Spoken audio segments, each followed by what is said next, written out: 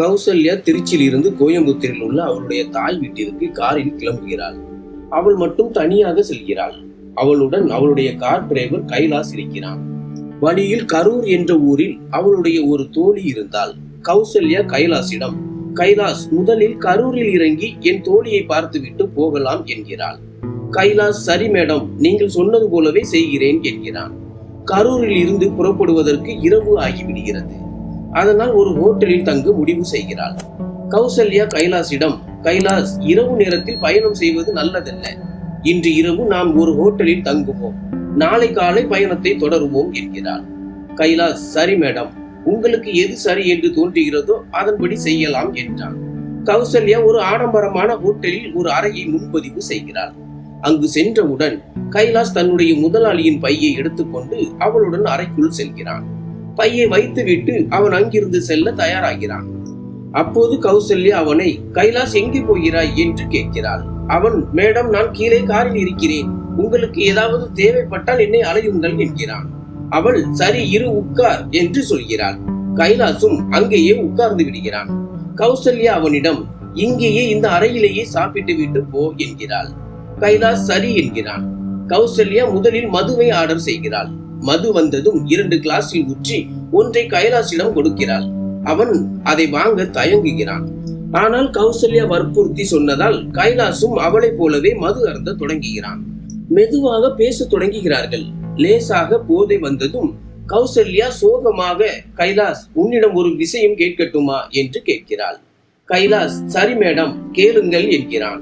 ஒருவர் எளிதாக இறப்பதற்கு ஒரு வழி சொல்லேன். அவருக்கு எந்த வழியும் இருக்கக்கூடாது, எளிதாக இறக்க வேண்டும் என்கிறாள். கைலாஸ் அதிர்ச்சி அடைந்து, மேடம், ஏன் இப்படி சொல்கிறீர்கள், ஏன் இப்படி கேட்கிறீர்கள் என்கிறான். கௌசல்யாவுக்கு கண் கலங்கி, கைலாஸ், எனக்கு இனி வாழும் ஆசை இல்லை, நான் சாக விரும்புகிறேன் என்கிறாள். கைலாஸ், மேடம், ஏன் இப்படி சொல்கிறீர்கள் என்று கேட்கிறான். அதற்கு அவள், கைலாஸ், எனக்கு திருமணமாகி 4 வருடங்கள் ஆகிறது. ஆனால் எனக்கு இன்னும் குழந்தை இல்லை. என்னால் இன்னும் தாய் ஆக முடியவில்லை. அக்கம் பக்கத்தினர், என் மாமனார், மாமியார், இவர்களின் பேச்சை கேட்டு நான் களைத்து விட்டேன். எனக்கு வாழும் ஆசை போய்விட்டது. என் கணவருக்கோ இது பற்றி எந்த கவலையும் இல்லை. நான் அவரிடம் பல முறை சொல்லிவிட்டேன். எனக்கு எந்த குறையும் இல்லை என்று மருத்துவர்களும் சொல்லிவிட்டார்கள். ஆனால் அவரோ குறை தன்னிடம்தான் இருக்கிறது என்பதை ஒத்துக்கொள்ள மறுக்கிறார். சிகிச்சை எடுத்துக்கொள்ளவும் மறுக்கிறார். எல்லா குற்றச்சாட்டுகளையும் நான் தான் சுமக்க வேண்டியிருக்கிறது. என் வாழ்க்கை நரகமாகிவிட்டது. அதனால் நான் வாழ விரும்பவில்லை என்கிறார். இதை கேட்ட கைலாஸ் கௌசல்யாவிடம், மேடம், எனக்கு தெரியும், உங்களில் எந்த குறையும் இல்லை. உங்கள் திருமணம் நடப்பதற்கு முன்பிருந்தே நான் ஐயாவின் கார் டிரைவராக இருக்கிறேன். குறை அவரிடம்தான் இருக்கிறது என்று எனக்கு தெரியும் என்கிறான்.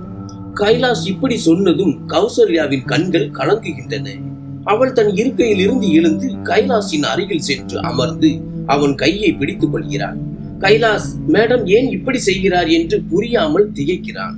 கௌசல்யா, கைலாஸ், நீ மட்டும்தான் என் வழியை புரிந்து கொள்கிறாய். மற்றவர்கள் எல்லாம் என் மீது பழியை போடுகிறார்கள். நீ மட்டும்தான் என் சூழ்நிலையை புரிந்து கொள்கிறாய் என்கிறாள். மேடம், பொறுமையாக இருங்கள், எல்லாம் ஒரு நாள் சரியாகிவிடும் என்கிறான் கைலாஸ். கௌசல்யா அவன் கையை அழுத்தி, கைலாஸ், நீ மட்டும்தான் எனக்கு உதவ முடியும் என்கிறான். மேடம், சொல்லுங்கள், நான் என்ன உதவி செய்ய வேண்டும் என்று கைலாஸ் கேட்கிறான். கௌசல்யா, கைலாஸ், நீ என்னை தாயாக்க முடியாதா என்று கேட்கிறார். மேடம், என்ன சொல்கிறீர்கள், எனக்கு புரியவில்லை என்று கைலாஸ் புலம்புகிறான். கௌசல்யா, கைலாஸ், நீ எனக்கு குழந்தை பேற்றின் சந்தோஷத்தை கொடுக்க முடியாதா? என் கணவருக்கு அதற்கு தகுதியோ திறமையோ இல்லை. நான் வேறு யாரிடம் செல்வேன்? உன்னிடம் மட்டும்தான் நான் என் மனதில் இருப்பதை சொல்ல முடியும். நீ மட்டும்தான் என் வழியை புரிந்து கொள்கிறாய். அதனால் நீயே எனக்கு குழந்தை பேற்றின் சந்தோஷத்தை கொடுக்கலாமே என்கிறாள். கௌசல்யா என்ன சொல்ல வருகிறாள் என்று கைலாசுக்கு புரிந்தது. அப்போது கைலாசும் கௌசல்யாவும் போதையில் இருந்தனர். கைலாஸ் எதுவும் பேசவில்லை. கௌசல்யா தன்னுடைய எல்லையை மீறி கைலாசிடம் நெருங்கி அவன் மீது ஆதிக்கம் செலுத்த தொடங்கினார். ஒரு இளைஞன் எத்தனை நேரம் தன்னை கட்டுப்படுத்திக் கொள்ள முடியும்? அதன் பிறகு அந்த அறையில் வெட்கம், நாணம், மரியாதை போன்ற திரை சீலைகள் விலகிவிட்டன. அந்த ஹோட்டல் படுக்கையில் கௌசல்யா முதன்முறையாக தன் டிரைவருடன் ஆசையை நிறைவேற்றிக் கொள்கிறார். இந்த தொடக்கம் இரவு முழுவதும் தொடர்கிறது. இருவரும் விட்டு விட்டு ஒருவருக்கொருவர் தேவைகளை நிறைவேற்றிக் கொள்கிறார்கள். அடுத்த நாள் காலை கைலாஸ் இனி டிரைவராக இல்லை. கௌசல்யாவும் அவனுடைய முதலாளி இல்லை. இப்போது அவர்களுக்கு இடையே ஒரு புதிய உறவு ஏற்பட்டிருந்தது.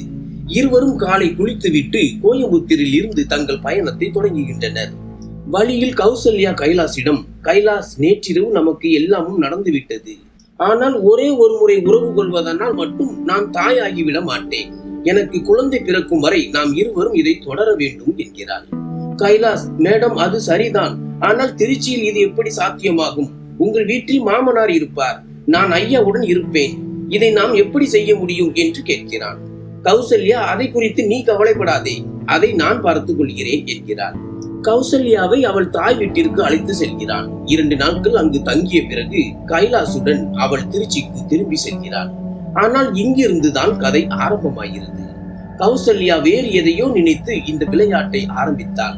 ஆனால் இந்த விளையாட்டு இத்துடன் நின்று விடாது. இந்த விளையாட்டிலும் கதையிலும் கௌசல்யா நினைத்து கூட பார்க்காத பல திருப்பங்கள் வருகின்றன. இந்த கதையில் மேலும் என்ன நடக்கிறது என்பதை தெரிந்து கொள்வோம். கோயம்புத்தூரை சேர்ந்த கௌசல்யா தன் குடும்பத்தில் ஒரே மகள். அவளுக்கு 2 அண்ணன்கள் இருந்தனர். அவர்கள் இருவருக்கும் திருமணமாகி விட்டது. இருவரும் சிறிய வேலைகளை செய்து வந்தனர். கௌசல்யா வளர்ந்த போது அவளுடைய அழகு அதிகரித்தது. அவள் மிகவும் அழகாக இருந்தாள். வளர்ந்த பிறகு அவளை சுற்றி ஆண்கள் வர தொடங்கினர். ஆனால் கௌசல்யா யாரையும் நெருங்க விடவில்லை. மகள் வளர்ந்ததும் கௌசல்யாவின் தந்தைக்கு அவளுக்கு திருமணம் செய்து வைக்க வேண்டும் என்ற கவலை வந்தது. அவர் ஒரு நல்ல மாப்பிள்ளையை தேடத் தொடங்கினார். அப்போது தெரிந்தவர்கள் மூலம் சஞ்சய் குமார் என்பவருடைய வரன் வருகிறது. சஞ்சய் குமார் திருச்சியில் ஒரு மருத்துவர். அவருக்கு சொந்தமாக ஒரு தனியார் மருத்துவமனை இருந்தது. நல்ல வருமானம் இருந்தது. சொந்த வீடு, பங்களா, கார் என்று வசதியான குடும்பம். எந்த குறைபாடும் இல்லாத குடும்பம். அந்த வரன் வந்ததும் கௌசல்யாவின் தந்தை, அவர்கள் பெரிய இடத்தை சேர்ந்தவர்கள், நாங்கள் ஏழைகள், அவர்கள் இந்த உறவை ஏற்றுக்கொள்வார்களா என்று கேட்கிறார். அதற்கு அந்த தரகர், ஒரு முறை பேசி பார்ப்பதில் என்ன தவறு இருக்கிறது என்கிறார். சஞ்சய் குமாரும் தன் குடும்பத்துடன் கோயம்புத்தூர் வந்து கௌசல்யாவை பார்க்கிறார். கௌசல்யா மிகவும் அழகாக இருந்ததால் பார்த்ததும் அவளுக்கு எந்த மறுப்பும் சொல்லாமல் உடனே திருமணம் செய்து கொள்ள சம்மதிக்கிறார். திருமணமும் முடிந்தது. கௌசல்யா சஞ்சய் குமாரின் வீட்டிற்கு வந்து வாழ தொடங்குகிறாள். புதிதாக வந்த மருமகளான கௌசல்யாவுக்கு அன்பும் ஆதரவும் அதிகமாக கிடைக்கிறது. அவளுடைய மாமனார், மாமியார், சஞ்சய் குமார் என அனைவரும் அவளை கண்ணும் கருத்துமாக பார்த்து கொள்கின்றனர். அவள் தன் வீட்டை விட்டு புதிய வீட்டிற்கு வந்தது போல் அவளுக்கு தோன்றவில்லை. எல்லாம் நன்றாக நடந்து கொண்டிருந்தது. 1 வருடம் ஆனதும் அவளுடைய மாமியார் தன் மருமகள் கர்ப்பமாகி தன் வீட்டில் குழந்தையின் அழுகுரல் கேட்கும் என்று எதிர்பார்க்க தொடங்கினார். ஆனால் 2 வருடங்கள் கடந்த பிறகும் அப்படி ஒரு நல்ல செய்தி கிடைக்கவில்லை. அப்போது அக்கம் பக்கத்து பெண்கள் அவளுடைய மாமியாரிடம் இது பற்றி பேச தொடங்கினர். அதற்கு அவள், குழந்தைகளுக்கு விளையாட, சாப்பிட நிறைய நாட்கள் இருக்கிறது, அவ்வளவு அவசரம் என்ன, எல்லாம் மெதுவாக நடக்கும் என்று சொல்லி அவர்களை அனுப்பிவிடுகிறார். 3 வருடங்கள் கடந்ததும் அவர்களுக்கு குழந்தை பிறக்காததால் அவளுடைய மாமியாருக்கும் கவலை ஏற்பட தொடங்கியது. இப்போது அவள் இது பற்றி தன் மருமகள் மற்றும் மகனிடம் பேச தொடங்கினார். இப்படி தொடர்ந்து அவள் பேசிக்கொண்டே இருந்ததால் கௌசல்யா தன் கணவனிடம், ஒரு மருத்துவரிடம் சென்று அனைத்து பரிசோதனைகளையும் செய்து பார்க்கலாம், என்ன குறைபாடு என்று பார்ப்போம் என்று சொன்னாள். சஞ்சய் குமார் ஒத்துக்கொள்கிறார். கௌசல்யாவுக்கு அனைத்து பரிசோதனைகளும் செய்யப்படுகின்றன. ஆனால் அவளுடைய அனைத்து பரிசோதனை முடிவுகளும் இயல்பாகவே இருந்தன. கௌசல்யாவுக்கு எந்த குறைபாடும் இல்லை. அந்த பெண் மருத்துவர் கௌசல்யா முன்னிலையில் சஞ்சய் குமாரின் மருத்துவ பரிசோதனையை செய்து கொள்ளும்படி ஆலோசனை கூறுகிறார். ஆனால் சஞ்சய் குமாரின் ஆணவம் அதற்கு தடையாக இருந்தது. தனக்கு எந்த குறைபாடும் இல்லை என்று அவர் நம்பியதால் கௌசல்யா பல முறை கேட்டும் அவர் பரிசோதனை செய்து கொள்ள மறுத்துவிட்டார். கௌசல்யாவிற்கு குழந்தை இல்லாததால் நாட்கள் செல்ல செல்ல அவளுக்கு கண்டனங்களும் ஏளனங்களும் கிடைக்க ஆரம்பித்தன. பழமைவாத எண்ணம் கொண்ட பெண்கள் காலையில் கௌசல்யாவின் முகத்தை பார்த்தவுடன் காலையிலேயே இந்த மலடியின் முகத்தை பார்க்க வேண்டியதாகிவிட்டது என்று ஏளனம் செய்தனர். மாமியார் கூட அவளை திட்டத் தொடங்கினார். இப்படி அதிக அவமானங்களையும் நிந்தனைகளையும் சந்தித்ததால் கௌசல்யாவுக்கு வாழும் ஆசையே போய்விட்டது. அவள் இறந்துவிட விரும்பினாள். அப்போதுதான் அவள் மனதில் ஒரு யோசனை தோன்றியது. என்னிடம் குறையில்லை, சஞ்சயிடம் தான் குறை இருக்கிறது.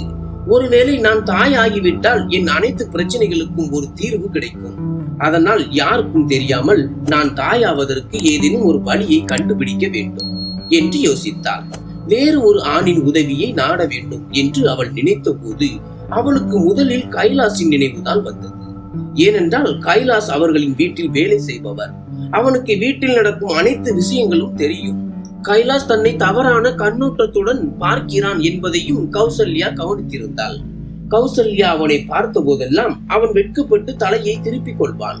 இதிலிருந்து அவன் தன்னை எப்படி பார்க்கிறான் என்பதை கௌசல்யா புரிந்து கொண்டாள். அதனால் கைலாசை தன் வலையில் சிக்க வைக்க முடிவு செய்தாள். அதனால் தான் அன்று கரூரில் அதிக நேரம் செலவழித்து கோயமுத்தூர் வருவதற்குள் இரவு ஆகும்படி பார்த்து கொண்டாள். ஒரு ஹோட்டலில் தங்கி கைலாசை மயக்கி தன் வேலையை வெற்றிகரமாக முடித்துக் கொண்டாள். அங்கு கைலாசுடன் அவள் உறவு கொண்டாள். திருச்சிக்கு திரும்பிய பிறகு கௌசல்யாவிற்கு வெளியில் சென்று வருவதற்கு எந்த கட்டுப்பாடுகளும் இல்லை. அவள் ஒரு ஹோட்டலில் ஏற்பாடு செய்து சந்தர்ப்பம் கிடைக்கும் போதெல்லாம் அங்கு செல்வாள். கைலாசை வரவழைத்து தன் டிரைவருடன் ஆசையை நிறைவேற்றிக் கொள்வாள். இப்படி ஒரு வருடம் கடந்து விட்டது. திருமணம் முடிந்து 5 வருடங்கள் ஆகிவிட்டன. கௌசல்யா கைலாசுடன் ஒரு வருடம் தொடர்ந்து உறவு கொண்டாள். கௌசல்யா கைலாசை ஒரு கருவியாக மட்டுமே பயன்படுத்தி தன்னுடைய கர்ப்பத்தை உறுதி செய்ய விரும்பினாள். ஆனால் இந்த ஒரு வருட காலத்தில் கௌசல்யா மற்றும் கைலாஸ் இருவரும் ஒருவருக்கொருவர் மிகவும் நெருங்கி ஒருவருக்கொருவர் காதலித்து விட்டனர். கைலாசும் கௌசல்யாவிடம், நான் உங்களை திருமணம் செய்து கொள்ள விரும்புகிறேன். என்னிடம் பெரிய அளவில் பணம் இல்லை என்றாலும் டாக்டர் சஞ்சய் குமாரை விட உங்களை நான் மகிழ்ச்சியாக வைத்திருப்பேன் என்று கூறுகிறான். இதை கேட்ட கௌசல்யா கைலாசின் காதலில் மூழ்கி சமூக நியதிகளையும் மரியாதைகளையும் மறந்து கணவர் மற்றும் வீட்டை விட்டு கைலாசுடன் செல்ல தயாராகி விடுகிறார். கைலாஸ் ஒரு திட்டத்தை வகுத்து ஒரு நாள் கௌசல்யாவை அழைத்து கொண்டு தப்பித்து அவனுடைய நண்பன் ஒருவன் வசித்த டெல்லிக்கு செல்கிறான்.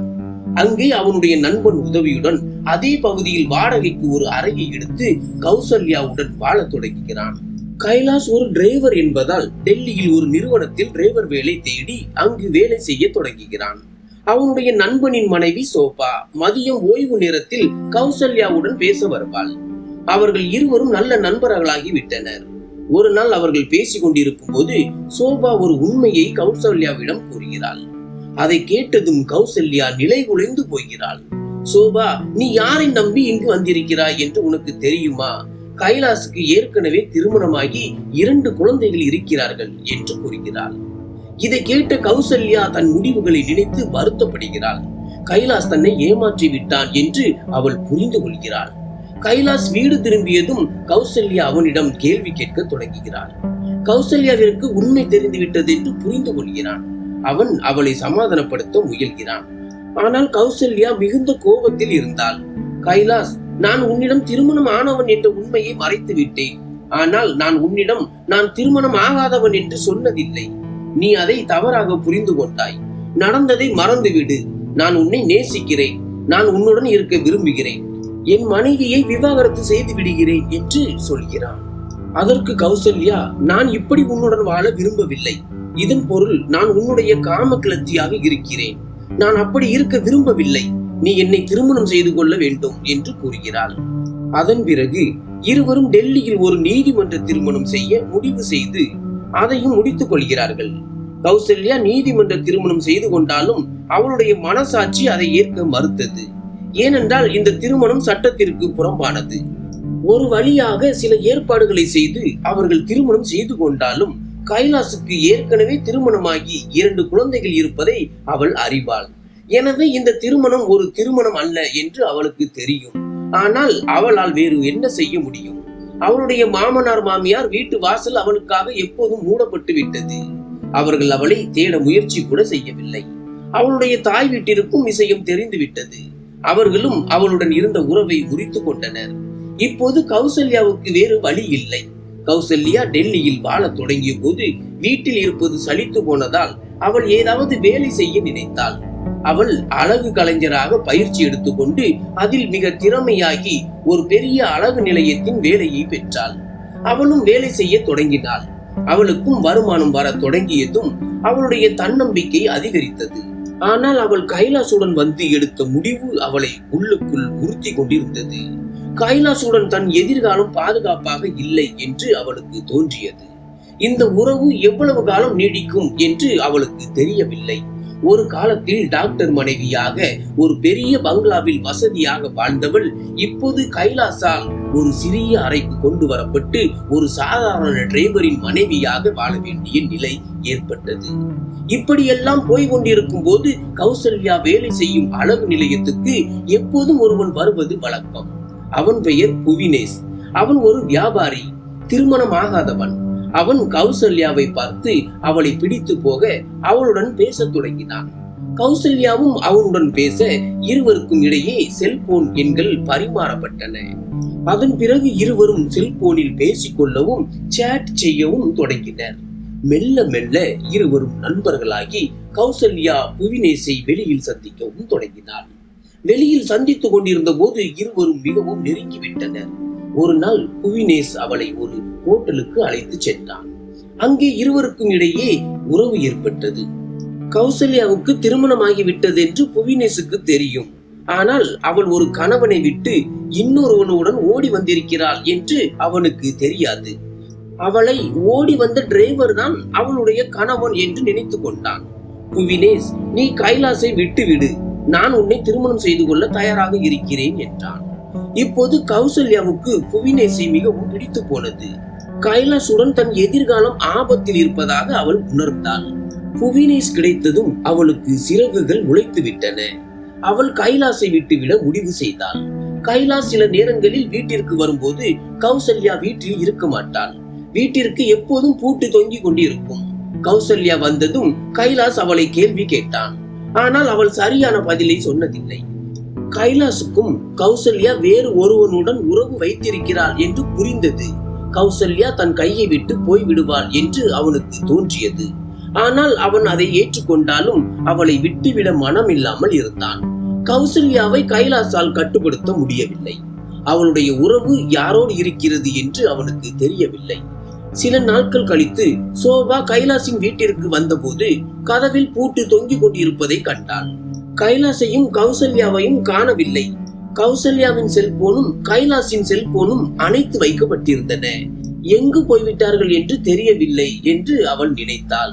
2 நாட்கள் கழித்து கைலாசின் வீட்டில் இருந்து ஒரு விசித்திரமான துர்நாற்றம் வீசியது.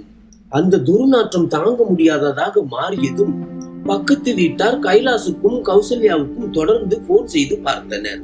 ஆனால் இருவருடைய போன்களும் அணைத்து வைக்கப்பட்டிருந்தன. இந்த விஷயம் சோபாவுக்கும் அவளுடைய கணவனுக்கும் தெரிந்ததும் அவர்களும் அங்கு வந்து பார்த்தனர். துர்நாற்றம் மிகவும் அதிகமாக இருந்தது. பக்கத்து வீட்டார் போலீசுக்கு தகவல் கொடுத்தனர். போலீசார் வந்ததும் பூட்டை உடைத்து உள்ளே சென்றனர். அப்போது துர்நாற்றம் மிகவும் அதிகமாக இருந்தது. உள்ளே சென்று பார்த்தபோது ஒரு பெண்ணின் உடல் அழுகிய நிலையில் கிடந்தது. இதை கண்ட அனைவரும் அதிர்ச்சியில் உறைந்து போயினர். சோபாவையும் அவளுடைய கணவரையும் அழைத்து அந்த உடலை அடையாளம் காண சொன்னார்கள். அது வேறு யாரும் அல்ல, கௌசல்யாவின் உடல்தான். போலீசார் அவளிடம் இவள் யார், யாருடன் இங்கே இருந்தாள் என்று கேட்டனர். அதற்கு சோபாவும் அவளுடைய கணவனும் இவள் பெயர் கௌசல்யா, கைலாசின் மனைவி. அவர்கள் இருவரும் திருச்சியில் இருந்து வந்து சில மாதங்களாக இங்கே கணவன் மனைவி போல் வாழ்ந்து வந்தனர். இவர்களுக்கு இங்கே நீதிமன்ற திருமணமும் நடந்தது என்று கூறினர். கைலாசின் போன் தொடர்ந்து அணைத்து வைக்கப்பட்டிருந்தது. போலீசார் கைலாசின் போன் நம்பரை கண்காணித்து அவனுடைய அழைப்பு பதிவுகளையும் சோதித்தனர். வீட்டில் சோதனை நடத்திய போது கௌசல்யாவின் தாய் வீட்டாரின் முகவரி அடங்கிய சில ஆவணங்கள் கிடைத்தன. அவர்களுக்கு தகவல் தெரிவிக்கப்பட்டதும் அவர்களும் அங்கு வந்து சேர்ந்தனர். மகள் எப்படிப்பட்டவளாக இருந்தாலும் அவள் இறந்து விட்டதால் அவர்களுக்கு வருத்தம் ஏற்பட்டது. உடற்கூராய்வுக்கு பிறகு உடல் அவளுடைய பெற்றோரிடம் ஒப்படைக்கப்பட்டது. அவர்கள் உடலை எடுத்து சென்று தகனம் செய்தனர். உடற்கூராய்வு அறிக்கையில் கௌசல்யா துப்பாக்கி சூட்டினால் இறந்ததாக தெரிய வந்தது. கைலாஸ் தலைமறைவாக இருந்தான். ஆனால் எவ்வளவு காலம் அவன் தலைமறைவாக இருக்க முடியும்? போலீசார் திருச்சியில் உள்ள அவனுடைய முகவரியை கண்டுபிடித்து அங்கு சென்று பார்த்தபோது அவனும் அங்கிருந்து தப்பித்து விட்டான். போலீசார் அவனை கண்டுபிடிக்க ரகசிய போலீசாரை நியமித்தனர். ஒரு விடுதியில் கைலாஸ் மறைந்திருப்பதாக ரகசிய போலீசார் போலீசுக்கு தகவல் தெரிவித்தனர். போலீசார் உடனடியாக விரைந்து சென்று கைலாசை கைது செய்து டெல்லி காவல் நிலையத்திற்கு அழைத்து வந்தனர். அங்கு அவனிடம் தீவிர விசாரணை நடத்திய போது அவன் உடைந்து போய் கௌசல்யாவை தான் கொலை செய்ததை ஒப்புக்கொண்டான். ஆனால் அவளை கொல்ல விரும்பவில்லை என்றும் அது ஒரு விபத்தாக நடந்ததென்றும் அவன் கூறினான். அவன் சொன்ன கதை இதுதான். கைலாசுக்கு கௌசல்யா துரோகம் செய்வதாகவும் வேறு ஒருவனுடன் உறவு வைத்திருப்பதாகவும் தெரிய வந்தபோது கௌசல்யா இனி கைலாசுடன் அதிக காலம் இருக்க மாட்டாள் என்று கைலாசுக்கு தெரிந்துவிட்டது. ஆனால் அவன் கௌசல்யாவை மிகவும் நேசித்ததால் அவளை இழக்க விரும்பவில்லை. இந்த விஷயத்தை அவன் ஒரு நண்பனிடம் சொன்னபோது அந்த நண்பன் அவளை மிரட்டுவதற்காக ஒரு நாட்டு துப்பாக்கியை கொடுத்தான். இருவரும் நிறைய மது அருந்தினார்கள். பிறகு கைலாஸ் நாட்டு துப்பாக்கியுடன் வீட்டிற்கு வந்தபோது கௌசல்யா வீட்டில் தான் இருந்தாள். மீண்டும் அவர்களுக்குள் சண்டை ஏற்பட்டது. கைலாஸ் அதே கேள்விகளை கேட்டான். ஆனால் கௌசல்யா பதிலளிக்க மறுத்தாள். அப்போது கைலாஸ் போதையில் இருந்ததால் கோபத்தில் கௌசல்யாவை மிரட்ட நாட்டு துப்பாக்கியை எடுத்து அவளை நோக்கி நீட்டினான். ஆனால் கௌசல்யா பயப்படவில்லை. இதனால் கோபமடைந்த கைலாஸ் போதையில் துப்பாக்கியை அழுத்தி விட்டான். துப்பாக்கியில் இருந்து வெளிவந்த குண்டு கௌசல்யாவின் மார்பில் பாய்ந்து அவள் அங்கேயே உயிரிழந்தாள். அவள் இறந்த பிறகுதான் கைலாஸ் தான் எவ்வளவு பெரிய தவறு செய்துவிட்டேன் என்பதை உணர்ந்தான். ஆனால் என்ன செய்வது? உடனடியாக வீட்டிற்கு பூட்டு போட்டு அவளுடைய செல்போனை எடுத்து அணைத்து விட்டு அங்கிருந்து தப்பித்து சென்றான். ஆனால் போலீசாரிடம் இருந்து எவ்வளவு காலம் தப்பித்து ஓட முடியும்? எவ்வளவு பெரிய குற்றவாளியாக இருந்தாலும் ஒரு நாள் போலீசாரிடம் மாட்டிக்கொள்வான். அதே போல கைலாசும் மாட்டிக்கொண்டான். கௌசல்யாவை சுட்டுக் கொன்ற கைலாஸ் மற்றும் அவனுக்கு துப்பாக்கி கொடுத்த நண்பன் ஆகிய இருவர் மீதும் வழக்கு பதிவு செய்யப்பட்டு நீதிமன்றத்தில் ஆஜர்படுத்தப்பட்டனர். அங்கிருந்து அவர்கள் சிறைக்கு அனுப்பப்பட்டனர். ஒரு குழந்தையை பெறுவதற்காக ஒரு பெண் தன் வாழ்க்கையில் எவ்வளவு தூரம் சென்றிருக்கிறாள் என்பதை இந்த கதை காட்டுகிறது. அவள் முதலில் எடுத்த தவறான முடிவை மறந்து வேறு ஒரு பாதையில் சென்று விட்டாள். இங்கு நம் சமூகத்தின் தவறும் இருக்கிறது. ஒரு பெண் தாயாகவில்லை என்பதற்காக அவள் இவ்வளவு துன்புறுத்தப்படுகிறாள், சித்திரவதை செய்யப்படுகிறாள். குறைபாடு ஆண்களிடமும் இருக்கலாம் என்று யாரும் பார்ப்பதில்லை. ஆனால் குறை பெண்களிடம் மட்டும்தான் என்று குற்றம் சாட்டுகிறது. இதன் காரணமாக பல பெண்கள் இது போன்ற தவறான முடிவுகளை எடுத்து பெரிய தண்டனையை அனுபவிக்க நேரிடுகிறது. நண்பர்களே, இந்த கதையை சொல்வதன் நோக்கம் யாரையும் வருத்தப்பட வைப்பதோ காயப்படுத்துவதோ அல்ல, மாறாக உங்களை விழிப்புடன் இருக்க செய்வதுதான். நன்றி.